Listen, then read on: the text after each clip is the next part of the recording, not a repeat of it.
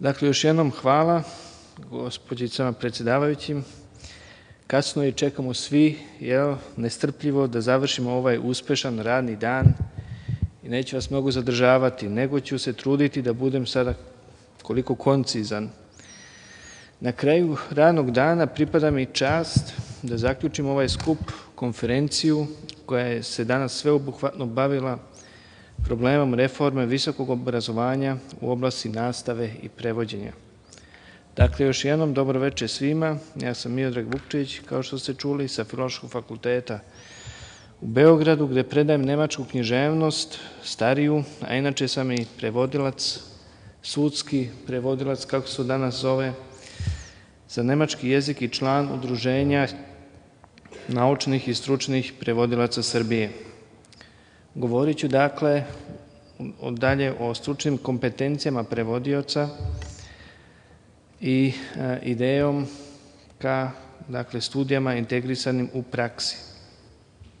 Ideja današnje konferencije na kojoj smo se okupili temom ka strategiji za razvoj i implementaciju jezičkih obrazovnih politika u Republici Srbiji i koja se realizuje u okviru Tempus projekta reforma nastave stranih jezika u Srbiji, se rukovodi potrebom, kako su cenjeni organizatori nama to precizirali u pozivu, da se posvetimo obezbeđenju kvaliteta u nastavi stranih jezika i prevođenja, korelaciji između znanja stranih jezika i ekonomskog rasta zemlje i stepenu zaposlenosti diplomaca.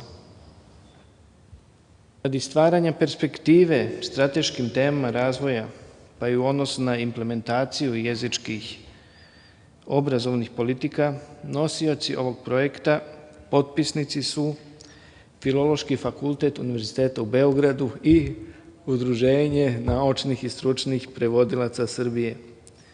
U potpisu projekta drugo potpisani ili drugo navedeni trebalo je da obezbedi validnost, odnosno konzistenciju u kontekstu prevodilačkog usmerenja projekta. Međutim, s obzirom na orijentaciju projekta i u pogledu praćenja tržišnih tendencija, ni u tom smislu se nije pogrešilo odabirom partnera za realizaciju projekta. Pogledom na odgovarajući zakon, zakon o udruženjima, dobija se šta više bolji uvid u definiciju karaktera drugopotpisanog u projektu. U članu 2 stav 1 Zakona o udruženjima se kaže da je udruženje u smislu ovog zakona dobrovoljna i nevladina, nedobitna organizacija zasnovana na slobodi udruživanja više fizičkih i pravnih lica, osnovana radi ostvarivanja i unapređenja određenog zajedničkog ili opšteg cilja i interesa koji nisu zabranjeni Ustavom ili zakonom. Naravno, hvala Bogu. Član 2 stav 3 zakona kaže opet da, citiram, odredbe ovog zakona shodno se primenjuju u pitanjima koje nisu uređena tim posebnim zakonom.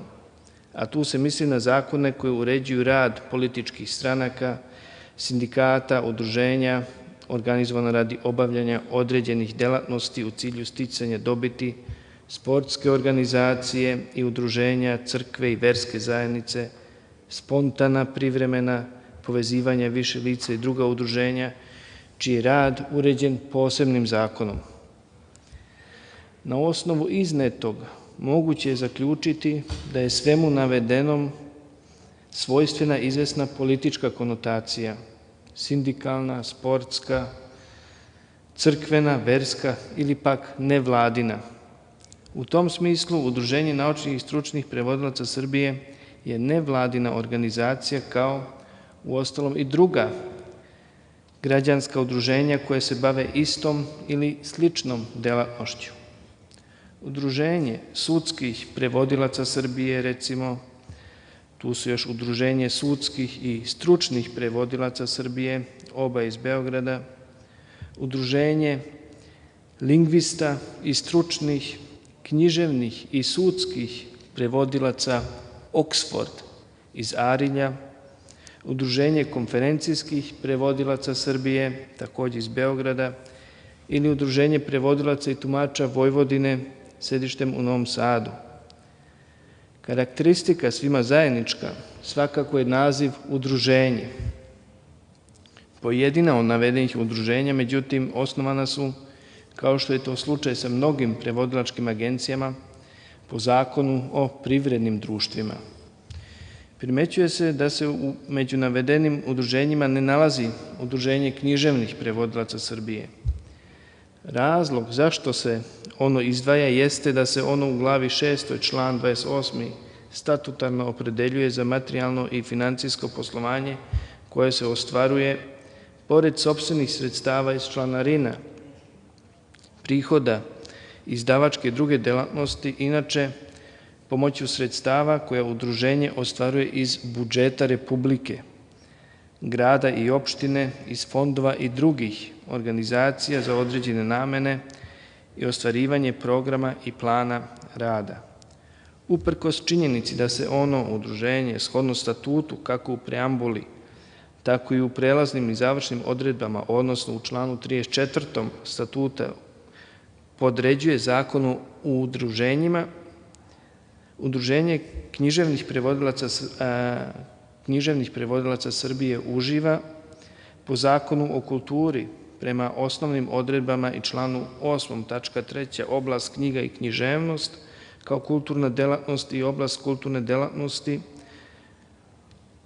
utvrđivanjem opšteg interesa u kulturi, načinu ostvarivanja opšteg interesa u kulturi i obavljanju kulturnih delatnosti, prava, obaveza i odgovornosti Republike Srbije, autonomnih pokrajina i opština i gradova u kulturi, dakle, uživa podršku jer spaja stvaralaštvo, izdavaštvo, knjižarstvo i nama, što je interesantno, prevodilaštvo.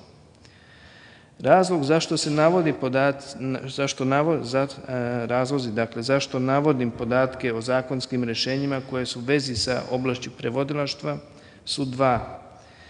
Prvi je svakako potreba da se definiše oblast koja je projektom tržišno orijentisana i da se u vezi sa tim sagledaju zakonske osnove.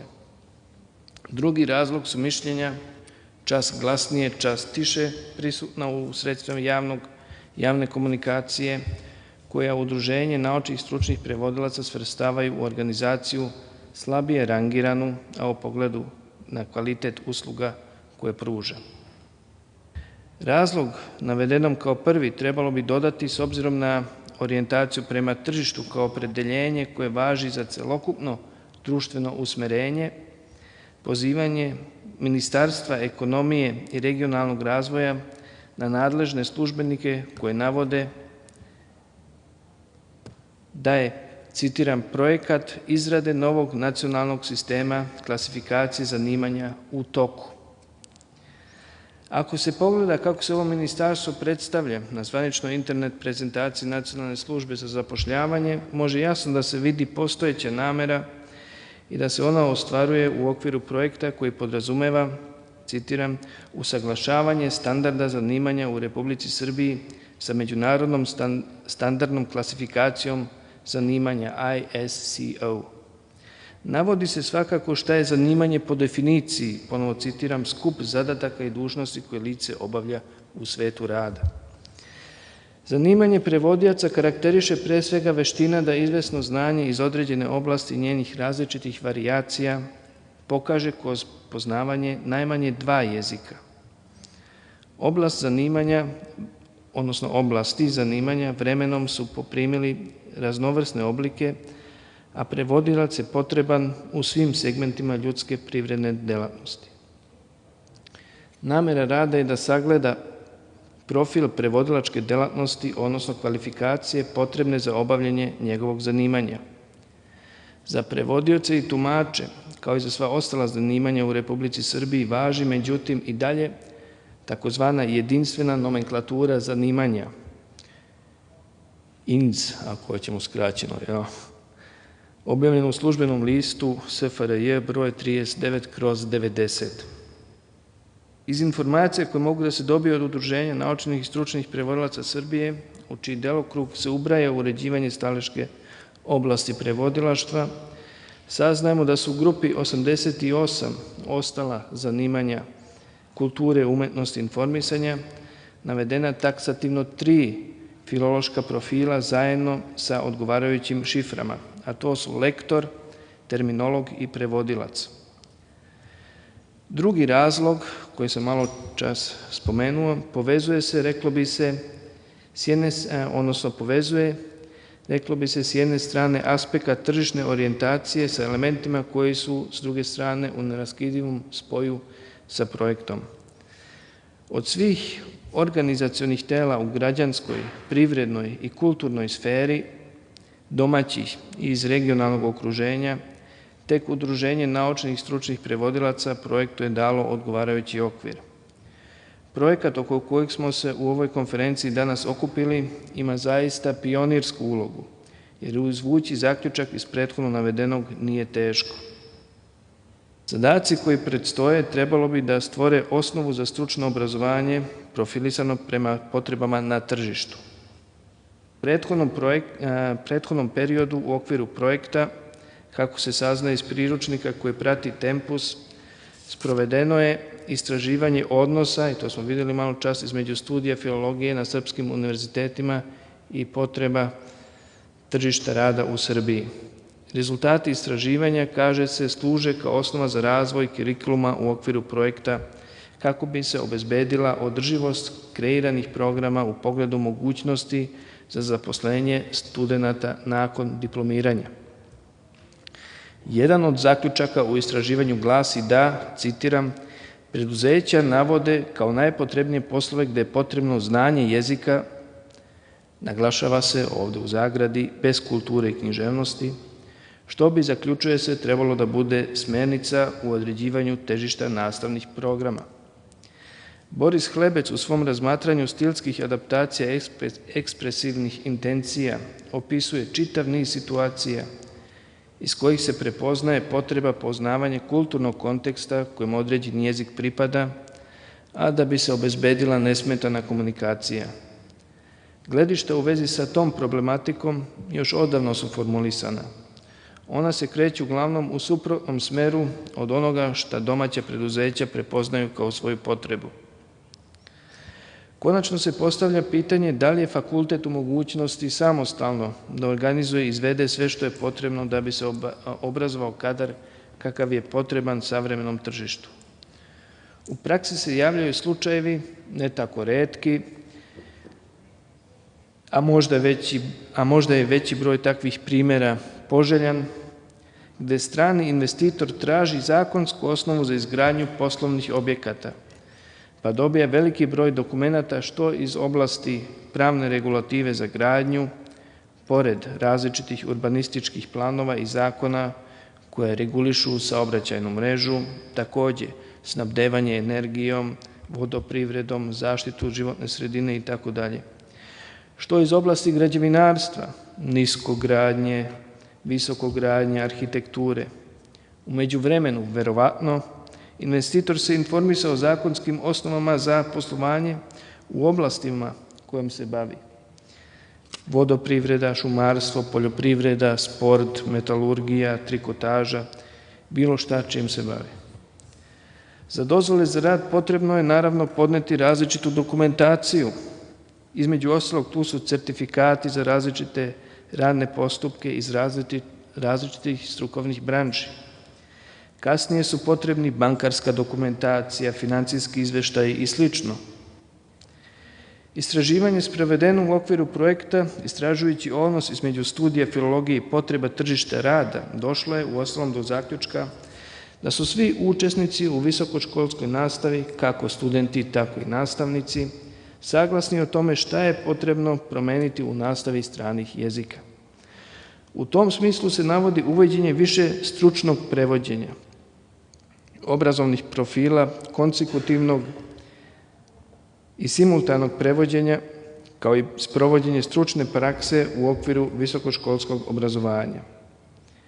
Inače, program master studija iz konferencijskog prevođenja koje smo videli predstavljen u okviru ovog projekta predviđa takođe praktičnu nastavu koju izvode profesionalni prevodioci.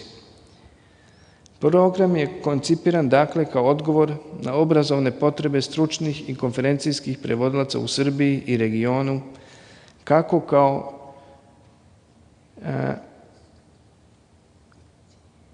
profesionalaca na tržištu, tako i u obrazovanju budućih nastavnika. U vezi sa tim, pored sticanja visokog nivoa poznavanja stranog jezika, obrazovanje prevodioca potrebno je uskladiti kako terminološki, tako i sistematski sa različitim oblastima zanimanja. Zadatak podrazumeva uvođenje različitih oblasti nefiloloških struka u lingvističku praksu, i to u različitim filologijama. Zahtev postavljen na taj način, dijametralno jedan naspram drugog, spajajući strukovno obrazovanje i filološku praksu na visokoškolskom nivou, imaju za cilj da osposobe prevodioce za profesionalno pružanje svojih usluga bez obzira na to kako se one ostvaruju, dakle usmeno, pismeno, konferencijski. Odgovarajući teorijsko obrazovanje i usto nastavni kadar koji pokrivanjem velikog broja filologija isto može da prenese, pruža svakako Filološki fakultet. Ali kada se govori o prevodilačkoj praksi, o spoju odgovarajućeg stručnog znanja sa strukovnim kompetencijama, onda mogu samo stručne, staleške organizacije da obezbede kvalifikovan kadar. Osnovu za njihov rad čine naime programi izrađeni u tesnoj saradnji sa visokoškolskim ustanovama koji pokrivaju odgovarajuće naučne oblasti.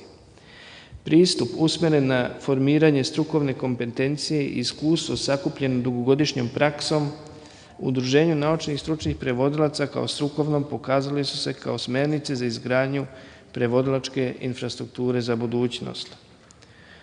Što se tiče validnosti udruženja, čiji sam član između ostalog i, kako se to danas popularno naziva, upravnog odbora i gde u društvenom radu učestvujem na dobrovoljnoj osnovi, ona se profilisala kroz 50 godina rada udruženja. Među svoje osnovne ciljeve udruženje je uvrstilo i rad na usavršavanju stručnog prevodilačkog kadra, koji ostvaruje u saradnji sa fakultetima, profesionalnim, naučnim i stručnim organizacijama i institucijama u zemlji i inostranstvu, kao i sa državnim organima, organizacijama i institucijama u zemlji, a radi unapređenja i razvoja prevodilačke struke. Zbog toga u osnovne zadatke se ubrajaju između ostalog organizovanje usavršavanja i licenciranja prevodilaca, kao i organizovanje stručnih seminara, kurseva i simpozijuma, kongresa. Kao jednu od svojih dužnosti upravni odbor ispunjava tako što donosi odluke o radu školskog centra za usavršavanje prevodilačkih kadrova i uređuje njegov rad pravilnikom o radu centra. Ne bi li se navodili bespotrebno sada razni detalji iz spomenutog pravilnika, dovoljno je napomenuti da je kadar koji izvodi nastavu u školskom centru, pored naravno završenog Filološkog fakulteta, često ili pohađao nastavu u školskom centru pa se bavio dugogodišnjim prevodilačkim radom ili se prosto prevodilačkim poslom naučno i stručno bavi više decenija. U rad školskog centra su uključeni inače nastavnici visokoškolskih ustanova, a jedan broj i sa Filološkog fakulteta Univerziteta u Beogradu. Pored toga što su neka od imena nastavnika ovog fakulteta filološkog poznata takođe po tome što su na osnovu poznavanja teorije i prakse u ovom poslu vrlo poštovani u svetu prevodilaštva, oni su inače članovi udruženja. Pitanje školovanja prevodilaca je pitanje koji dugi niz godina u žiži interesovanja stručne javnosti, a postoji u prošlosti jedan broj pokušaja da se ono reši. Uočeno je još davnih 60. godina da je prevodiocu neophodna kako veština prevođenja, tako i poznavanje stručne terminologije. Zbog toga je u školskoj godini 61. i 62. pri Narodnom univerzitetu Zvezdara sa radom počela tada terminološka škola stranih jezika za osposobljavanje prevodilaca za potrebe privrede i neprivrede. Kasnije terminološka škola je prešla u nadležnost Saveza naučnih i stručnih prevodilaca Jugoslavije, da bi nakon toga bila priključena Udruženju naučnih i stručnih prevodilaca Srbije. Tokom vremena iz nje izrasta školski centar udruženja i on će ustanoviti nova zvanja za prevodilačke potrebe. Stručni prevodilac, samostalni stručni prevodilac, prevodilac lektor, prevodilac savjetnik i tako dalje.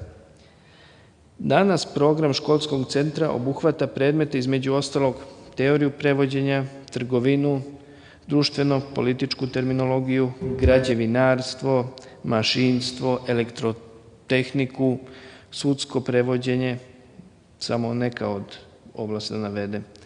Nastava se izvodi na osnovu planova izrađenih od nastavnika sa odgovarajućih fakulteta. Za građevinarstvo od nastavnika sa Građevinskog fakulteta Univerziteta u Beogradu, za elektrotehniku, sa Elektrotehničkog fakulteta, za mašinstvo sa Mašinskog fakulteta, na primjer. Stručnjaci koji predaju na visokoškolskim ustanovama organizovali su predmete i sistematizovali ih tako da su prilagođeni potrebama prevodilačkog rada i koji će da pomognu prevodiocima i ponude im široku osnovu stručne terminologije, ali i osnovu za razumevanje stručne oblasti koje će da prevode. Predmet građevinarstva obuhvata tako fundiranje, mehaniku tla, mehaniku fluida, mehaniku i otpornost materijala, statiku i dinamiku konstrukcija, građevinske materijale, ispitivanje materijala i konstrukcija, betonske konstrukcije, sastavne elemente betonskih konstrukcija, drvene, zidane, metalne. Neću dugo, završit ću, ali da čujemo samo mali segment varijacija šta to sve podrazumeva, jel? Hidrotehničke, podzemne konstrukcije, pa i evrokodove za konstrukcije, zgradarstvo, mostove, geodeziju i tako dalje. Predmet elektrotehnika prenosi osnove predmeta elektromotorna sila, električna struja, električna kola, komponente kola, osnovne električne veličine. Pa električne mašine, elektromagnetna indukcija, generatori, motori, transformatori, te oblast proizvodnje električne energije, elektrane ili prenos i distribuciju električne energije, prenosne i distributivne mreže, razvodna postrojenja, razvodna i raskolna oprema, dalekovodi, kao i električne instalacije, kućne, osvetljenje, kablovi. Ja se izvinjavam, imamo još minut, dva, pošto moramo da napustimo palatu. Evo, tako završavam za minut, dva. Tu su i elektronika, telekomunikacije, računari, Međunarodna elektrotehnička komisija kao teme, no prenosom energije se bavi i mašinstvo. Takova tema može da se nađe u predmetu mašinstvo. Program za prevodioce podrazumeva uvod u osnovne mehaničke pojmove, mehaniku, kinematiku, dinamiku. Obrađuju se takođe tehnički propisi i standardi u mašinstvu, tolerancija i naleganje. Uče se međunarodni i nacionalni terminološki standardi, mašinski elementi, sklopovi i tako dalje. Spominju se zavrtnje i navrtke, zakivci, klipovi, opruge, osnovi, osovine i vratila i tako dalje. Pierre François, i time ću da završim s ovim citatom, Pierre François Caillet, predsjednik Međunarodne federacije prevodilaca, prilikom održavanja sednice specijalne komisije UNESCO-a u Beogradu 1978. i tim povodom posete školi za naučne i stručne prevodioce udruženja, opisao je zadatak koji obrazovanje prevodilaca treba da ispuni možda još najbolje, rekavši: zaista jedinstvena ustanova ove vrste u svetu. Švajcarska je poznata kao zemlja najboljih škola za prevodioce. Ali imam utisak da ste vi uspeli da neposredno spojite praksu i nauku. Skripta koje sam razgledao i predavanja koje sam slušao uverila su me da su prevodioci koji se bave direktno prevođenjem najbolji učitelji prevodilaštva, jer oni neposredno prenose svoje iskustva oslobađajući slušaoca bilo čega što je nepotrebno. Škola traje suviše kratko da bi se u njoj moglo više naučiti, ali je njena veličina upravo u tome što ona kod slušaoca stvara solidnu bazu da on može dalje tragati i istraživati sam, a to je upravo ono najvažnije. Zahvaljujem vam se na strpljenju koje ste mi ukazali.